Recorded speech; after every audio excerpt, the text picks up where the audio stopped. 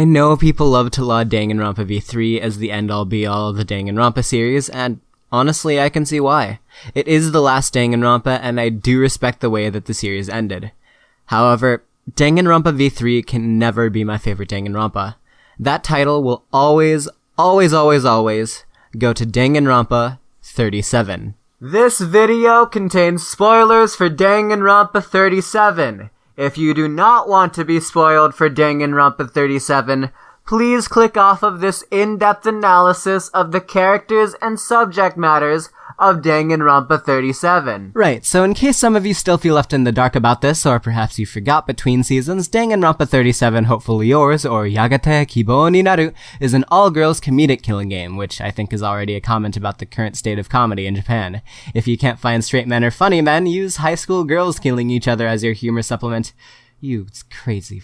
Adding on to this, Danganronpa 37's recurring subject matters feed into the comedic overtones of the season, those of truth, and incredulously horrible over-exaggerations. As an example of this, let's take everyone's favorite character from DR37, except for mine, fuck you guys, Sawako Yumiro Poshukachu Shinjo Poroporo, enrolled in Hope's Peak Academy as the most longest name. Now, off the bat, we already know this to not be true, as DR33, the Fullmetal Alchemist-themed Danganronpa, had not one, but two characters named Jugma Jugma Konosuke de Kajari Sigunisugi Matsu no Matsufura Matsu Kunero Toko no Nisumu Tokori Abra Koji no Bura Koji Paipo no Shuringan no Gurina no Pompukupi no Pompugna no Choki Meno Chosuke. First try, let's go! Since there's a lot to cover, I thought I would go in order of the phases, but I actually want to cover the survivors and the mastermind first. Yes, this cast is one of few to solve the mystery of the killing game, and they chose Hope in the end. They were an exceptional bunch, but apparently only a little less so than the cast of V3. So, let's talk about our first survivor, Nanako Hoshimi, the most precisest barber. I'm giving her the privilege of being the first one I talk about because she, with only a little help from the others, practically single-handedly cracked open the Danganronpa puzzle in the classic Trial 6, much like Shuichi did in V3 or Anda-Sanzu did in 25. She's a lot smarter than she lets on, but she also tries to be very nice to the rest of the cast, doing everyone else's haircuts from the instant they were placed in the killing game. But I'd like to postulate that, while risky, this was an act used to benefit her own hide, as it would deter any potential killers from deciding to kill her specifically. Remember, this whole season is about over-exaggerations, so what if she was over-exaggerating her niceness? I personally think she played her cards right and ended up alive in the end due to strategy, every single strategy, and not due to chance. Her whole nice act probably also contributed to her being one of the two survivors that escaped the killing game and didn't rejoin the next one. So, while I do think Nanako is a great character, I encourage a deeper look into her psyche to anyone else who decides to rewatch 37, because this is something that was hinted at with all the scenes that we had of her. The other survivor that made it out of the killing game is Nari Salem, the most witchiest witch, and quite the beloved character amongst the fanbase, because who wouldn't love her? Hell, even most of the cast was programmed to fall for her. She's the reason the subtitle is Hopefully Yours, revealed in Trial 6. But she's been out in the real world for a while, so hopefully by now she's found a new harem. She qualifies as the Genki gal, but only as a substitute for Sugi Ganbari, the most bestest fashionista, who died in Phase 3. Before then, she actually didn't play as much of an active role in conversations and trials, so hey, leave it to a death in the harem to change someone. I love the shift that comes from this too. At first, the cast only loved Nari for her looks, but after Trial 3, she grew into such a personality that they loved her for both, adding not only to the development of her character, but of everyone that survived up till that point. Bottom line, we all love her, you know you do too, we stan a fucking harem queen. Oh, and Himiko was totally cashing in on her popularity. Moving ahead, we have Natsuri Maori, the most fuckingest ahoge. To the other players, that role acts as a cover-up. She's actually a former survivor and a damn good future one as well. She starred in 4 different seasons of Danganronpa, seriously. She made it so that they had to postpone another all-guys season until DR40. That's ridiculous. She single-handedly lends a fuckton of credence to the ahoge theory that some people have come up with, and seeing that in DR39 her ahoge had to be cut off before she died in Trial 3, I'm honestly inclined to believe it. This time around was her second season of 4, and of course her best season in my opinion. Not much is to be said of her personality, because the ahoge wielders are usually the characters you project onto, so her personality was pretty vague yet funny, as all of our personalities are. But damn was she a legend in her respective DR seasons. You could hear the audible gasp in the live chat when her death was revealed in 39, and the immediate billions of Fs that followed from all around the world. The legacy she left was an incredible one that cannot go understated. But an ahoge must always have a foil, and I don't think there's any better rival character in the entirety of the Danganronpa series than Tamako Kamejo, the most cattiest herder. True to her title, she's the natural enemy of the ahoge nation, because, you know, that's how that goes. While we can sense a little bit of murderous intent in her during phases 2 and 4, she doesn't actually kill anyone, which I feel is a very impressive trait to carry into something like this killing game. And truly, even though Tamako and Natsuri are diametrically opposed in terms of values, convictions, views on the killing game, and even room numbers, subtle, you can tell that both of them are still very good people with good intentions behind whatever demeanor they carry at any given point in time. What's most interesting is that both Natsuri and Tamako live to Trial 6, and pledge themselves to move on to the next killing game, solidifying the truth that maybe their differences were just exaggerated in the first place. But what isn't is how the game makers changed up their dynamic in DR38. Come on guys, you had one job. A killing game is not complete without a mastermind. Or at the very least these ones aren't, which is why they absolutely must fit with their respective game. For this reason, I think Koa Miyasa, the most cheesiest jokester, was the perfect candidate for Mastermind this season. She set the tone for a lot of the game and messed with the heads of the entire cast masterfully. This led to the most hilarious Mastermind reveal in all of Danganronpa history. When Koami's identity was outed, the entire Survivor cast acted completely nonchalant about it. They immediately understood why and how it made absolute sense, and I don't think any more was needed. So subtle. So brilliant. Being the cheesiest jokester, she's easily the most knowing member of the cast, and I fucking hate her guts. But, you know what? That's what makes a good horrible character, and I'm glad there's no shortage of those in Danganronpa. So, now that we've covered all of the survivors, it's time to cover the Phase 1 characters. Let's start off with Kankyo Gakko, the most hardest ass. While I do respect the choice in most est translations, I really think ultimate hard ass would have been quite enough. Whatever, it's all in good fun anyways. She's probably the most Ishimaru-like character since Ishimaru himself, and it shows through all the bullshit the cast had to go through in Phase 1. Like, Rei didn't even have a motive to kill her yet. That's just how hard of an ass she had. Okay, maybe not that wording. That's just how strict of a character she was, put in direct contrast with the rest of the cast and their relative ability to dick around. A lot. She didn't fit with the rest of the cast, so it's perfectly understandable that she'd be Victim 1. Kankyo Gakko. Now, the person that did kill Miss School Environment, I'm absolutely convinced was coded to kill her just to give us the most metal, most awesome first execution in the series. And that would be Rei Yumi, the most skilledest guitarist. Of course, there is some nuance to her, and I will note the fact that she's one of the only ones that didn't gay out for Nari right off the bat, instead falling for Ishii, but really the whole first phase kind of comes down to Kankyo being a hard ass, and Rei confronting the authority with some good old-fashioned rock and roll. And then dying horribly, that's also part of it. That happens in Danganronpa.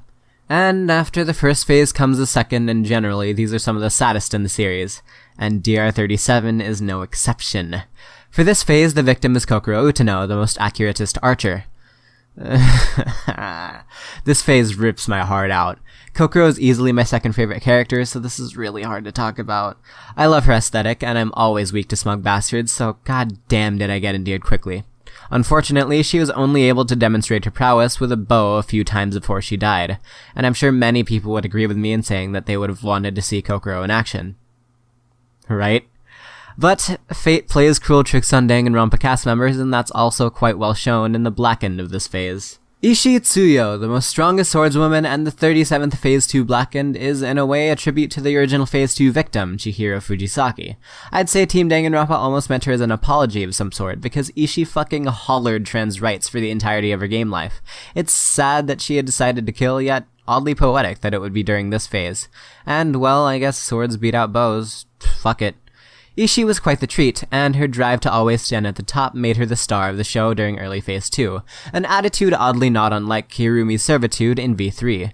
It's a damn shame we had to let go of two amazing characters in Phase 2, but that's honestly always what happens, so I guess we should be used to that by now. Next up is Phase 3. Now, let me tell ya, the ahoge theory honestly could still be up in the air, even though Shuichi and Natsuri give it a lot of believability, but there is no way you can deny the fact that Phase 3 has some sort of black magic going on with double murders. Out of all the Danganronpa games that have had a third phase, 41 out of 48 have had a double murder. That's 85.42% of all Phase 3s. There's no way that's just coincidental. That being said, DR37 contributes to this statistic, with its Phase 3 victims being Ajisai Hydrangea, the most literalist doll, and Sugi Ganbari, the most bestest fashionista. I'll be honest, I didn't like Ajisai for the most part, but it was a fan request, and I'm sure that some people did. It's not like she's irredeemable, but like...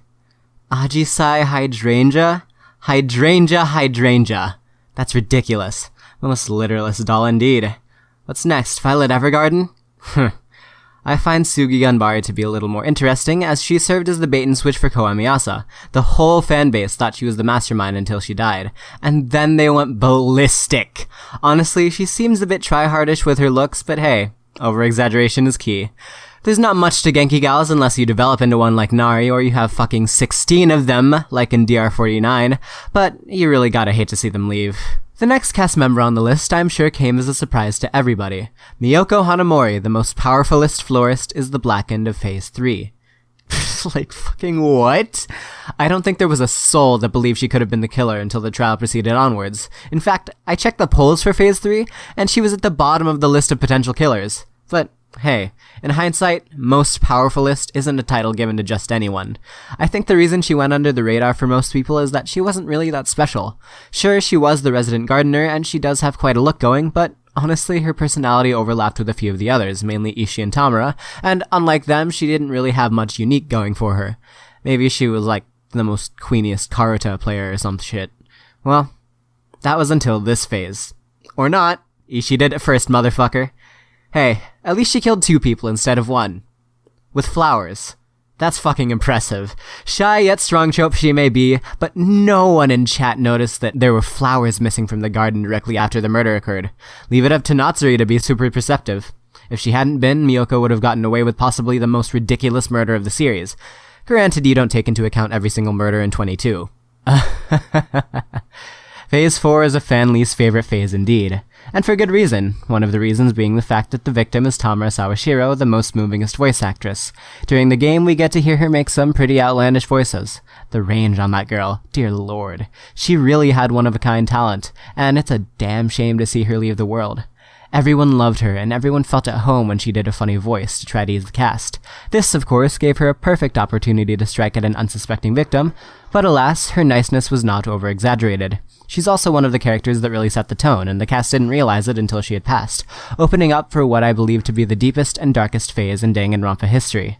Phase 5. But we're not there yet. You see, the other reason Phase 4 is a fan least favorite is because everyone's favorite character died. That's right, Sawako Yumiro Poshukuchu Shinjo Poroporo, the most longest name. Now, a lot of people have a hard time coming to terms with Sawako Yumiro Poshukuchu Shinjo Poroporo being a murderer, but honestly, I say it's time to lay off the bias. Sawako Yumiro Poshukuchu Shinjo Poroporo was not an infallible character, and I noticed the change in Sawako Yumiro Poshukuchu Shinjo Poroporo before Phase 1 ended. You see, Sawako Yumiro Poshukuchu Shinjo Poroporo had hopeful lines before the killing game had started, easily visible when the cameras panned. But after Monokuma announced the killing game, Sawako Yumiro Poshukuchu Shinjo Poroporo had definitely adopted the eyes of nothing but defeatism and sorrow. In truth, I felt bad for Sawako Yumiro Poshukuchu Shinjo Poroporo more during the phases that Sawako Yumiro Poshukuchu Shinjo Poroporo was alive, rather than in Phase 4. Everyone could see Sawako Yumiro Poshukuchu Shinjo Poroporo's struggles, and empathize. Sawako Yumiro's Sawako Yumiro Poshukuchu Shinjo Poroporo's struggles are easily universalized, as we've all been there before. Who knows, maybe the true Sawako Yumiro Poshukuchu Shinjo Poroporo was within us all along. Now, these final 2 characters really make this killing game my favorite. Phase 5 was long and drawn out, but I find it necessary to get into the hearts of the Blackened and the victim. Once you really start getting into it, Phase 5 is like popcorn. Really, really filling popcorn that makes you cry constantly. So, like popcorn at Studio Movie Grill when you're watching Liz and the Bluebird. Seemingly the saddest part of this phase, at face value, is the identity of the Blackened, Yuki Maori, the most quickest hiker and Natsuri's sister. Now, we've had casts that know each other before in Danganronpa, and we've even had sibling characters, see 7, 16, 23, etc. But what we've never seen before in DR is a familial bond as strong as Yuki and Natsuri's. They really did work well together, and with Yuki and the victim of Trial 5 gone, Natsuri really crumbled under the pressure of having to live without them, making Phase 6 a completely different beast, devoid of all attempts at humor Koami could possibly try to conjure up. I think the death of her sister also led to Natsuri sacrificing herself for hope in the end. She didn't have as much hope as Nari and Nanako at the time, but she still wanted them to keep their hope. Of course, what she thought would end in immediate death led to her playing 2 more killing games and completely forgetting her sister ever existed. In truth, that's probably the saddest thing about this phase. While she was alive, Yuki doted on her sister honestly to the point of encroachment, but it's almost like Yuki and Natsuri were coded to be complete complements. She was the more popular of the two, hell, even Tomoko liked her, surprisingly, but whatever growth as a character one of the siblings had, the other one shared in it. But really, my personal favorite thing about this phase is who Yuki killed and her reason for doing so. The victim for Phase 5 is none other than Gen Osure, the most importantest person, as chosen by the world. Natsuri, Yuki, and Gen actually became pretty close friends in the killing game, instantly hitting it off in Phase 1, the first time Yuki initiated a conversation with her. And like the cast with Nari, I instantly fell in love with Gen the instant I saw her. Plus, in terms of ideals, I believe her views on the killing game were probably the most balanced and perfect of any character in the entire franchise. She's such an amazing character on her own, and when synergized with Natsuri and Yuki, they form a bond strong enough to rival that of any other triangle in the Danganronpa franchise, and honestly the only one that immediately comes to mind is the final one, Kaito, Maki, and Shuichi. Yuki and Gen especially were absolute treats to watch together. However, we learned during this trial that it was all a complete act, from the instant Yuki learned what Gen's mostest talent was. Yuki pondered on it so much that by the time she decided to kill Gen, it became an obsession. And somehow Yuki was able to play it completely straight, not letting on for a single second. She played the long con and acted the victim in Trial 5, because who would believe that she would kill her best friend? But all of that didn't matter. What Yuki really wanted in the world was revolution. If the world saw Gen as the most importantest person, what's stopping Yuki from taking her away from the world? What's stopping her from usurping that title? If fate wanted Gen to be the most importantest person in the world, then wouldn't fate stop Yuki from ending her life? She wanted to make a difference, cut directly into someone's heart, make an impact on the world, and honestly, in the moment, she really did. And in the end, at least she's made a lasting impact on me, fiction though it may be. Gen was my favorite character in all of Danganronpa, and though I don't exactly care for Yuki's personality, I absolutely respect what she tried to do in the end. I know that this trial may be a bit niche of a favorite one, and a lot of people were burnt out from appreciating the specifics because the 4th one immediately preceded it, but honestly, I don't care. If I'm correct, Yuki wanted at least one person to remember her fondly, as a monumental event in their life that they would never forget and would be lost without. And she did that for me, yet ironically, not for her sister. So, in the end, what can we learn from this supposed comedy about ourselves, about truth, and about incredulously horrible over-exaggerations? Well, Yuki's tale was a cautionary one. Don't sacrifice too much to get your name out there. And in Nari's case, when a sacrifice is made for you, no hesitation should be made to grow from it. For the rest of the cast that pined for Nari, they should have been more active in trying to get her. The only one that did was Sugi, and that's why Nari was so moved by her death. Wear the gold hat, and hey, in this twisted continuum between truth and exaggeration, maybe we can learn that sometimes we need both. And there are some times where you do have to choose to commit to one or the other. Sometimes a situation requires more truth. In others, more exaggeration would do. But, as a final example, in the words of Koami Asa herself, never go too far for a joke. Whoops.